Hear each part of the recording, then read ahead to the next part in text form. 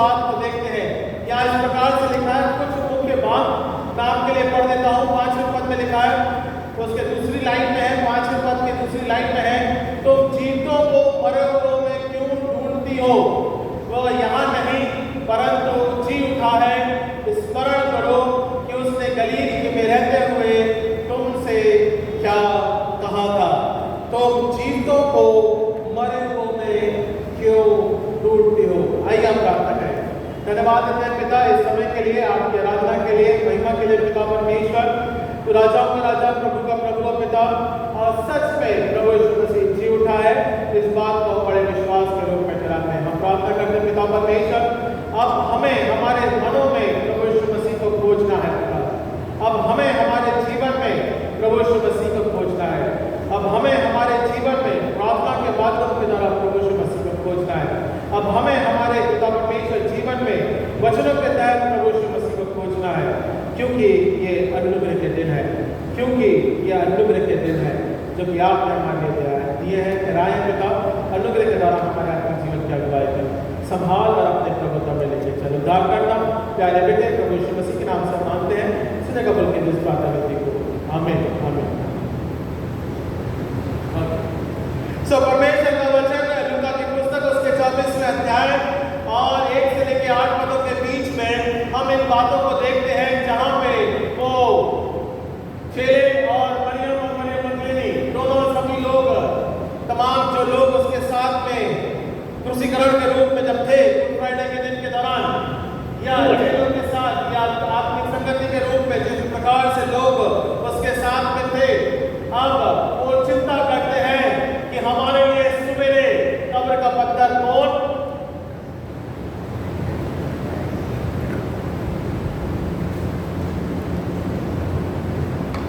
इधर से बोलूंगा तो जल्दी समझ में नहीं आएगा, नहीं, वरना नींद का पत्थर बड़ा है। नहीं अभिषेक भाई,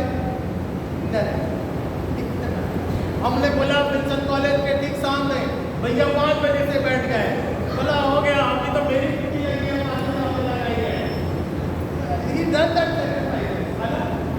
वो बोला कोई भटक ना जाए, मैं पहले खड़े हो जाता हूँ विल्सन कॉलेज के सामने, मैं खड़ा हो जाता। ठीक है, मेरी बात समझ में आ रही है?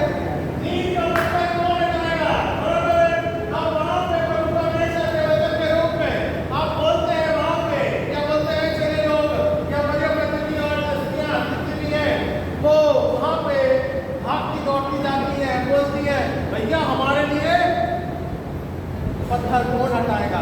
मम्मियाँ जितनी है वो तो रात में सो नहीं पाती है,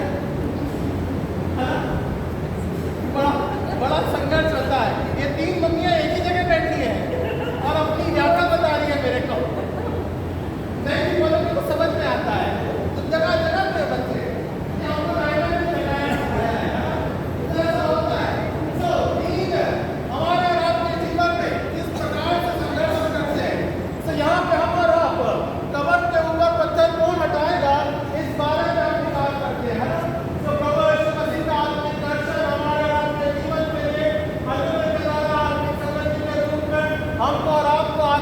जोड़ने के रूप में, अनंत काल के जीवन की आशा के रूप में हमको और आपको इस बात को ठहराना बहुत जरूरी है कि प्रभु यीशु मसीह हमारा उद्धार करता है।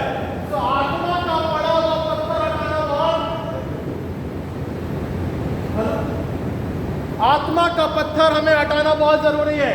तो आत्मा के प्रभाव में है अंधकार की शक्तियां हैं, तमाम वो बातें जो कि हमारे जीवन में संघर्ष करती है, वचन को बांटने में संघर्ष करती है।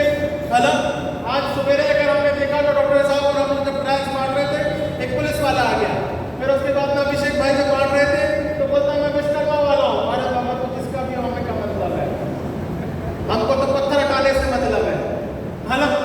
मेरी बात समझ में आ रही है? विरोध चाहे जो भी हो, चाहे विरोध का पत्थर कितना भी बड़ा हो,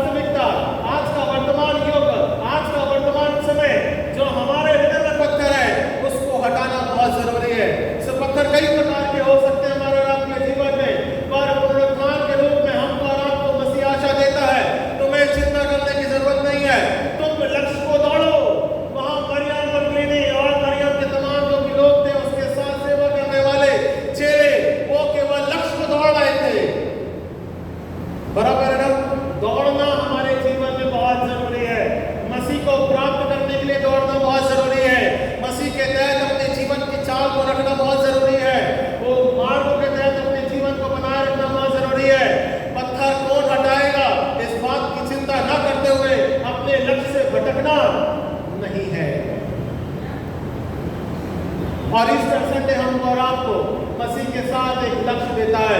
2026 में एक लक्ष्य देता है। 2026 में हमको और आपको आत्मिक जीवन देता है।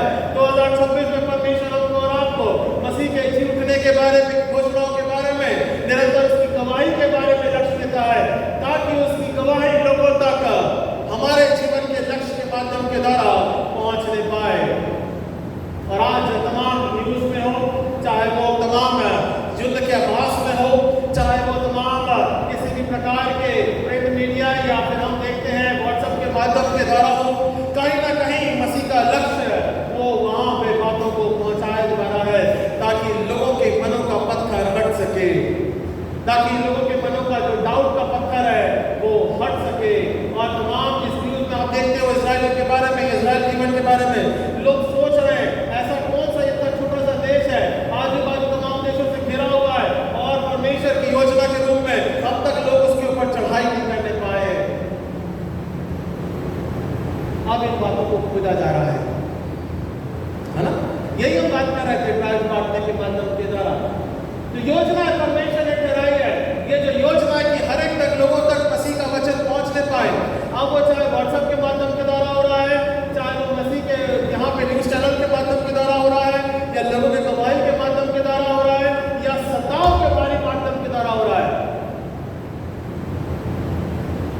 सताव के कारण है जहां पे हम और आप मसीह के सुसमाचार को अधिकाई से प्रचार करते हैं, और सताव होना भी चाहिए, और हो भी रहा है, और अधिकाई से होगा। लोग और जानेंगे मसीह को, उसकी योग्यता को, उसके सामर्थ्य को, उसकी प्रभुता को,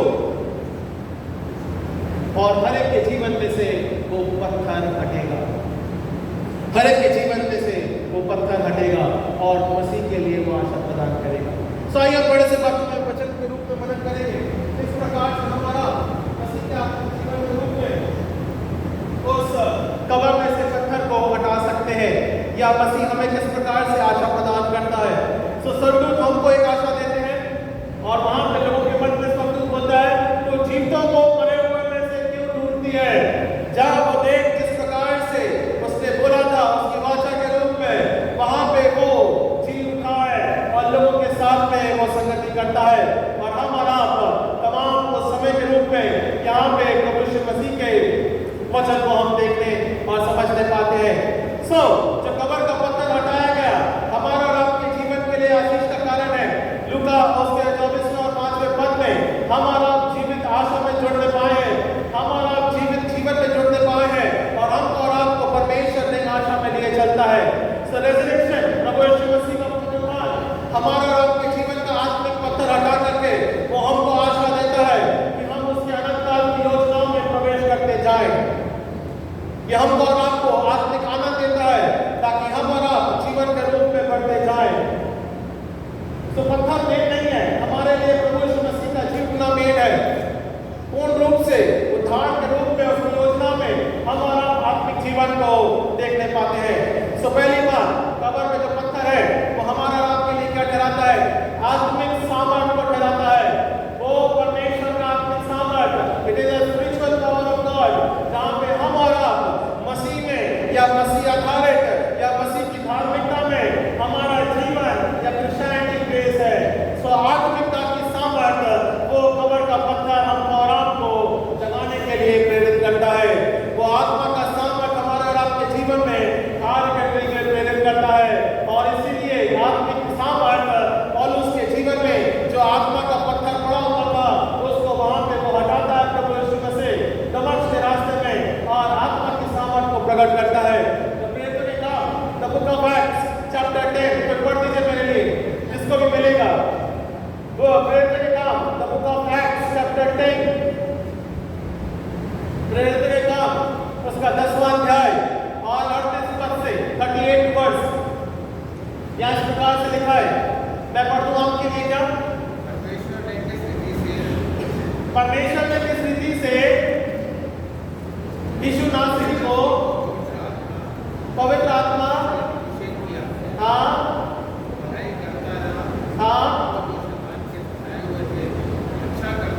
अच्छा करता फिरा, क्योंकि परमेश्वर उसके साथ था। हम उन सब कामों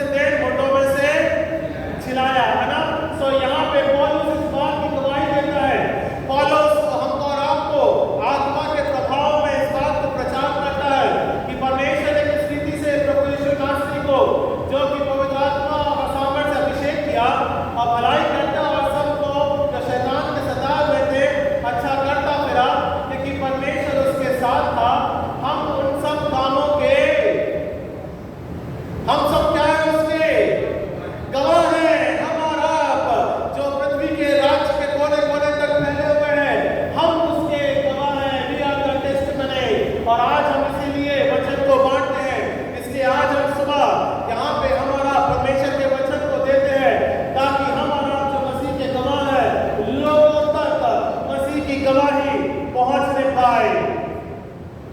इसलिए बोलता हूं, चाहे रुकावट का पत्थर कितना भी बड़ा हो, मसीह की गवाही, उसका आत्मिक जीवन हमको और आपको फैलाना बहुत जरूरी है, ताकि लोगों के मध्य में आत्मिकता का जीवन वो प्राप्त करते जाएं। और क्या बोलता है, यरूशलेम में भी किया और उन्होंने उसे काट पर लटकाकर मार डाला, उसको परमेश्वर ने किसी दिन जलाया और प्रकट भी कर दिया। सब लोग आप पढ़े, परमेश्वर से पहले से चुन लिया था, अर्थात जी उठने के बाद उसके साथ हमने उसके साथ क्या किया है, खाया और पिया। यहाँ बहुत इस बात को देता है, इसलिए हम आत्मिक संगति करते हैं, क्योंकि प्रभु यीशु मसीह हमारे और आपके लिए देह में जी उठा और उसके स्मरण में हम और आप क्षमा के माध्यम के द्वारा उसके देह लहू में सहभागी होते हैं। इसलिए वो पत्थर हमारे जीवन में जब पड़ा हुआ है, ये इस बात का प्रतीक है कि जब वो लुढ़काया गया तब हम सब प्रभु की देह में सम्मिलित होने पाए। जो हम उसके साथ भोजन की संगति करते हैं, जो आत्मिक संगति करते हैं, जो आत्मिकता का प्रभाव हम और आप प्रभु यीशु मसीह में देह लहू के माध्यम के द्वारा जब ग्रहण करते हैं, तब हम उसकी आत्मा को भी हम उसकी आत्मा को ग्रहण करते हैं, उसकी आत्मिक स्वभाव को ग्रहण करते हैं। और इसीलिए परमेश्वर कहता है, हम और आप उसकी आत्मा में जीवित होने पाते हैं। सो प्रभु यीशु मसीह पहली बात पुनरुत्थान दिवस के रूप में हमको एक आत्मिक आशीष देता है, आत्मिक सामर्थ्य देता है। उसके देह लहू में हमको और आपको सामर्थ्य के द्वारा कार्य करने के लिए प्रकट करता है, ताकि जो आत्मा में पड़ा हुआ पत्थर है, जो अंधकार का पत्थर है, जो पाप का पत्थर है, जो विरोध का पत्थर है, वो हट नहीं पाए, वो हट नहीं पाए। मसीह के वचन के रूप में हम और आप प्रभु यीशु मसीह में आत्मा की सामर्थ और उसकी आशीषों को प्राप्त करने पाए। सो ईस्टर रेजरेक्शन डे, पुनरुत्थान दिवस परमेश्वर की आत्मिक सामर्थ को ठहराता है, जो कि उसने हमारे आत्मा में से या हमारे जीवन में से वो पत्थर को हटाया है। तुम क्यों उसे मुर्दों में ढूंढती हो? दूसरी बात, परमेश्वर का वचन हमको और आपको, तुम क्यों उसे मुर्दों में ढूंढती हो? वो पत्थर किस प्रकार से हमारे और आपके लिए जो वहां पे ठहराया गया और वो हटता है हमारे जीवन में से। परमेश्वर दूसरी बात इस बात को प्रकट करता है कि वो हम पे अनुग्रह को ठहराता है। वो जो पत्थर पड़ा हुआ था, वो जो जीवन में हमारे और आपके ठहरा हुआ था, जो रुकावट का कारण था। हालांकि पेड़ होता है, पौधे को अगर पत्थर से दबा देंगे तो वो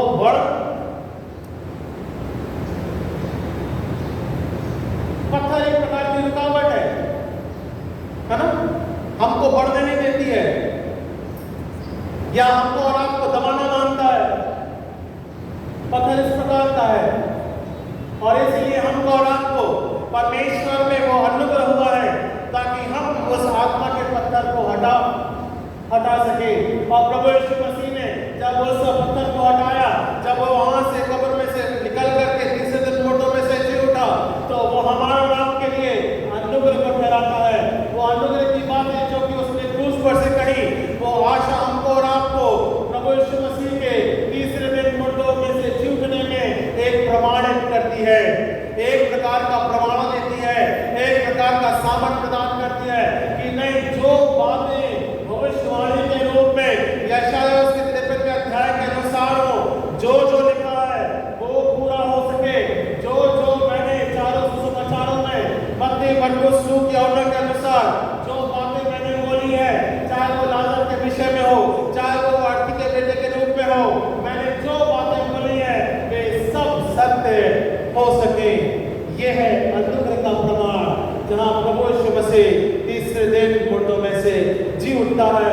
और उसके अनुग्रह की दशा इस प्रकार से है कि वो आज भी हम पे अपने अनुग्रह को बनाए रखता है। वो आज भी हम पे हमारे जीवन में अपने अनुग्रह के अनुपात को बराबर मेंटेन करके रखता है। और अनुपात जो होता है, रेशो ना रेशो क्या होता है? रेशो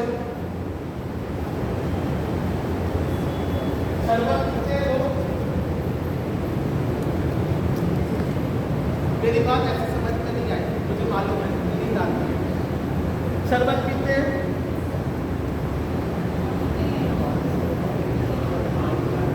ना,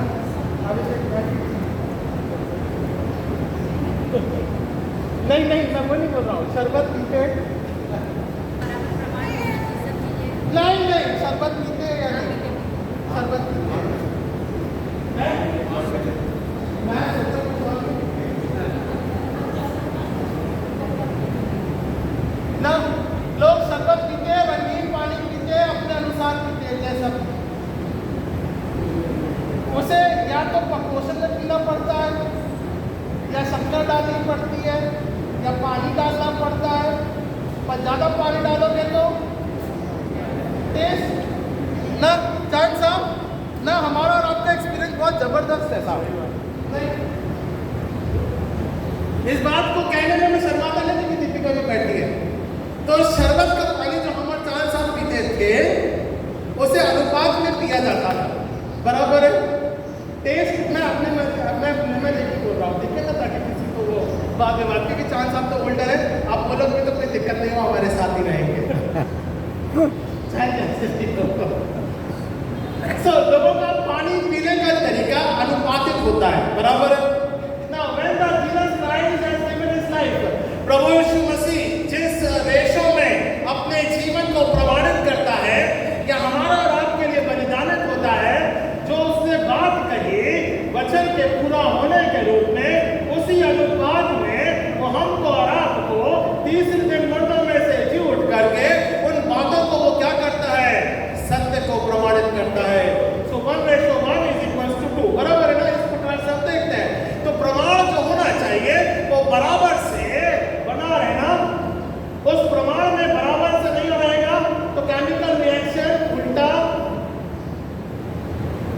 बिना पानी के पियोगे तो लिवर किडनी सब खराब होता है, अनुपात में पियोगे तो थोड़ा मेंटेन रहता है।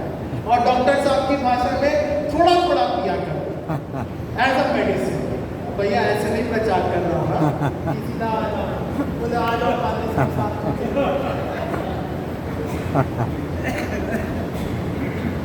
मेरी बात समझ में आ रही कि नहीं आ रही? जल्दी समझ में आ गई? सो शौकिया लोग जो भी है अनुपात में करते हैं, बराबर। सो हमारा जिस प्रकार से प्रभु यीशु मसीह में अनुग्रह के द्वारा आत्मिक देह और उसकी संगति में जुड़ते हैं, हमारा जब जिस प्रकार से प्रभु यीशु मसीह के विश्वास की दशा में जुड़ते हैं, जब हमारा प्रभु यीशु मसीह के तहत आत्मिक जीवन के रूप में जुड़ते हैं, सो एक अनुपात है। और वो अनुपात को बैलेंस करने के लिए परमेश्वर हम पे अनुग्रह की दशा को बनाए रखता है। वो अनुग्रह कभी कम नहीं होना चाहिए, अनुग्रह ज्यादा भी नहीं होना चाहिए, अनुग्रह बराबर से होना चाहिए, ताकि लोग अनुग्रह के द्वारा उद्धार के जीवन को प्राप्त करने पाए।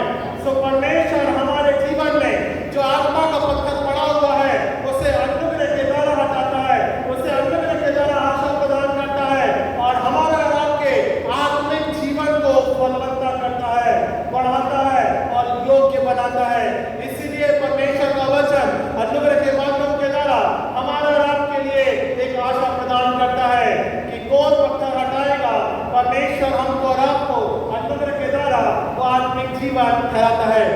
पहला कुरिन्थियों उसका 15वां अध्याय, 1 Corinthians chapter 15:1, यहाँ पे हम इस बात को देखते हैं। पहले पद में देखते हैं, हे भाइयों, अब मैं तुम्हें वही सुसमाचार बताता हूँ जो पहले सुना चुका हूँ, जिससे तुमने अंगीकार भी किया था और जिन्हें तुमने स्थिर भी हो, उसी के द्वारा तुम्हारा उद्धार भी होता है, यदि उस सुसमाचार को जो मैंने तुम्हें सुनाया था स्मरण रखते हो।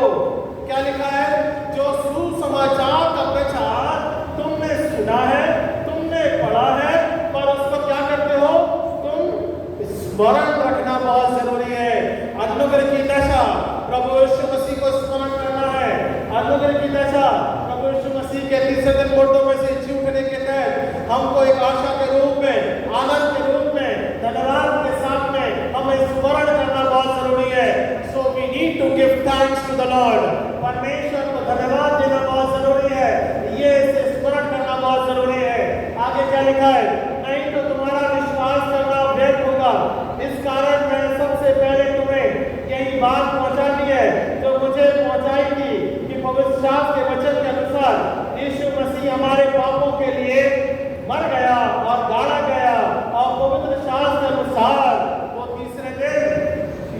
जी उठा। सो स्मरण करो कि परमेश्वर का अनुग्रह हमारा और आपके लिए एक आशीष का कारण है। वो आत्मा का पत्थर जो हमारे जीवन में पड़ा हुआ है, उसे प्रभु यीशु मसीह ने हटा करके अनुग्रह के द्वारा हमको एक नया जीवन देता है। ये पौलुस की दशा कुरिन्थियों के अनुसार वो हमारे लिए ठहराता है। इसलिए प्रभु को स्मरण करना रात और दिन, उसके तहत अपने जीवन को बनाए रखना, ये बहुत जरूरी है। स्मरण करना बहुत जरूरी है। मसीह के साथ उसकी सहभागिता में अपने जीवन को बनाए रखना ये बहुत जरूरी है। सो स्मरण करो कि उसका अनुग्रह हमारे जीवन के लिए किस प्रकार से आशा प्रदान करता है। तीसरी बात, रेजरेक्शन। हमको और आपको पुनरुत्थान, जो आत्मा का पड़ा हुआ पत्थर है, हमको और आपको जहाँ पे वो आशीष देता है, सामर्थ देता है, अनुग्रह देता है, साथ ही साथ हमें विजयी जीवन भी वो देता है। एक विजयी जीवन के बारे में ठहराता है, एक विजयी जीवन के बारे में जीने के लिए ठहराता है। जिस प्रकार से प्रभु यीशु मसीह हमारा और आपके लिए विजेता के रूप में ठहरा, उसने तीसरे दिन मुर्दों में से जी उठ करके हमको एक आशा प्रदान करे, और हम चाहते हैं कि हम और आप उसके द्वारा विजयी जीवन को प्राप्त करते जाएं। लूका की पुस्तक उसके 24वें अध्याय और 6वें पद में हम इस बात को देखते हैं। क्या लिखा हुआ है? वो यहाँ नहीं परंतु जी उठा है। स्मरण करके उसने गलील में रहते हुए तुमसे क्या कहा था? अवश्य है कि मनुष्य का पुत्र पापियों के हाथ में पकड़ाया जाए और क्रूस पर चढ़ाया जाए और तीसरे दिन जी उठे। 8वां पद मुख्य रूप से जो बातें उसने बोली थी उसको तो हम दोबारा रिपीट कर रहे हैं, पर क्या बोला है? तब उसकी बातें उनको स्मरण आना बहुत जरूरी है। To remember the word of the God, to remember or to follow the Lord, to remember या फिर हमारा मसीह में आत्मिक जीवन में किस प्रकार से मसीह के तहत उसके जीवन में आगे बढ़ते हैं। सो विजय जीवन प्रभु यीशु मसीह ने हमें ठहराया है। The victory over darkness, वो जो अंधकार का पत्थर है उसके ऊपर विजय को प्राप्त किया। जो मृत्यु का पत्थर है उसके ऊपर वो प्राप्त किया उसने विजय को। वो हमारे और आपके लिए विजय जीवन या अनंत काल के जीवन की घोषणा वो करता है। जो पत्थर बड़ा हुआ था, जो परमेश्वर के तहत हम प्रवेश नहीं करने पाते थे, उसे प्रभु यीशु मसीह ने पूरा किया। कौन हटाएगा हमारे लिए वो पत्थर? आप चिंता न करें, परमेश्वर हटाएगा, पर उसे स्मरण करना बहुत जरूरी है। Remember your Lord in every condition और वॉट एवर कंडीशन। 2026 का ये समय आत्मा की संगति का समय, परमेश्वर के साथ ध्यान करने का समय, परमेश्वर के साथ आत्मिक जीवन जीने का समय, परमेश्वर के साथ आत्मिक उन्नति करने का समय। परमेश्वर कहता है मैं पत्थर हटाने के लिए तैयार हूं, but we need to remember the Lord। कुछ ऐसे हैं जो कि ना पवित्रा दीदी कैसे हैं, कौन सी ऑक्सीजन में रहते हैं? हाँ डॉक्टर साहब, ईसीजी का मतलब हाँ ईस्टर, क्रिसमस, गुड फ्राइडे। ये समय से जीवन में मत जीओ, वो ऑक्सीजन कम पड़ जाएगी। अभी आजकल ऑक्सीजन भी कम होने जा रही है, युद्ध की दशा तो हो ही रही है। हेलो, स्मरण करना बहुत जरूरी है। मसीह के तहत आत्मिकता के रूप में परमेश्वर की संगति के तहत अपने जीवन को बनाए रखना बहुत जरूरी है। वरना डॉक्टर साहब बैठे हैं और ईसीजी भी है, यही ट्रीटमेंट हो जाएगा, कोई बात नहीं है। आज ही जो भी सिलवाना है, कटा पिटा है, वो सब आज ही सिल लो। वो डॉक्टर साहब बैठे हैं और सिलने के लिए ही बैठे हैं, वो कर देंगे, कोई दिक्कत नहीं है। पर आत्मा की दशा कैसी है, अनुपात कैसा है, विश्वास की दशा कैसी है, ये हमको जानना बहुत जरूरी है। अंतिम बात कह के फिर मैं समाप्त करूंगा। यहाँ पे हमारा परमेश्वर के वचन में से इस बात को देखते हैं, लाजर के लिए यूहन्ना की पुस्तक उसका 11वां अध्याय 42वां पद, जॉन चैप्टर 11 वर्स 43। मैंने आज इसको सवेरे पढ़ा है, अंतिम बात कह के मैं समाप्त करूंगा। यूहन्ना की पुस्तक उसका 11वां अध्याय और 43वें पद से हम देखेंगे, ये कहकर उसने पुकार कर कि हे लाजर निकल आ। जो मर गया था, हाँ, वो कफन से हाथ पांव बांधे हुए, देखिए क्या दशा है हमारे रात की, पत्थर की क्या दशा है। आपके और हमारे हाथ पैरों को बांधा, ये पत्थर की दशा है ना, जिसे हम कहते हैं बंधुआई की दशा है, या पाप में हमारा बंधन में है, तो हम क्या है, बंधे हुए हैं किसी न किसी पट्टी से, किसी न किसी पत्थर के माध्यम के द्वारा। पर जब प्रभु यीशु मसीह का वचन हमारे आपके जीवन में रहता है, तो वो क्या बोलता है लाजर को, उठ बाहर निकला, तो वो जो बंधा हुआ था वो सब खुल,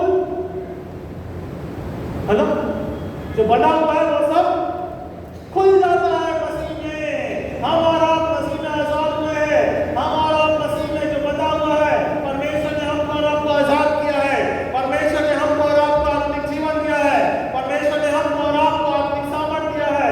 सो जो बंधा हुआ है, परमेश्वर उसे गवाही देता है, उठ और खड़ा हो। आगे क्या लिखा है, और अपना मुंह नीचे में से लिपटा हुआ था, यीशु ने उससे कहा, उसे खोल कर जाने दो और कम टू मी। या उसके साथ उसकी आत्मिक संगति में, या हम देखते हैं प्रभु यीशु मसीह अपने भाई के साथ वहां पे वो संगति करता है। तो कहने का मतलब है, जो कुछ बना हुआ है परमेश्वर में, हमको जागृत करता है। उठे जवान, उठे कलीसिया, उठे विश्वासी, उठे विश्वास योग्यता के रूप में। तो चौथी बात है, मसीह में उठना बहुत जरूरी है। मसीह में जागते हुए अपने जीवन की दौड़ को पूरा करना बहुत जरूरी है। स्वात्मा का पत्थर हमको और आपको जो बंधा हुआ है उसे खोलने का प्रयास करता है। इसलिए मसीह हमको और आपको एक जीवन में आशा प्रदान करता है। सो जो कब्र में पड़ा हुआ पत्थर है, प्रभु यीशु मसीह ना केवल अपने जीवन में वो हटाता है, बल्कि वो हमारे जीवन में भी हटाने का प्रयास करता है, बल्कि वो हटा चुका है। हमको और आपको उसकी गवाही देना बहुत जरूरी है। हम और आपको मसीह की गवाही देना बहुत जरूरी है। ये ईस्टर पुनरुत्थान का दिन मसीह की आत्मिक गवाही में, आत्मिक सामर्थ में, उसके अनुग्रह में, जी उठने में और हमारा रात के लिए अनंत काल की आशा प्रदान करता है। आइए हम प्रार्थना करें। मसीह का अनुग्रह, उसका सामर्थ और उसकी प्रभुता निरंतर हम सबों के साथ में बनी रहने पाए, इस बात को प्रार्थना के रूप में रखते हैं। मसीह की आशीष कहने पाती है, तो हम धन्यवाद देते हैं। और मसीह का अनुग्रह हमारे साथ में पिता परमेश्वर जी उठने के माध्यम के द्वारा मसीह में एक आशा प्रदान करता है कि मसीह बड़े अनुग्रह के द्वारा हमारी अगुवाई करता है। सब धन्यवाद देते हैं। पिता होने दे आपकी दया और आपका अनुग्रह पिता परमेश्वर मसीह कलीसिया के साथ जगत के विश्वास के तहत, और पिता परमेश्वर इस गवाही को पिता कराते हैं कि सचमुच हमारा प्रभु यीशु मसीह जी उठा है। होने दे ये पुनरुत्थान की आशा हर एक के साथ में बनी रहने पाए। उद्धारकर्ता प्यारे बेटे प्रभु यीशु मसीह के नाम से मांगते हैं, सुने कबूल कीजिए इस प्रार्थना को। आमीन आमीन।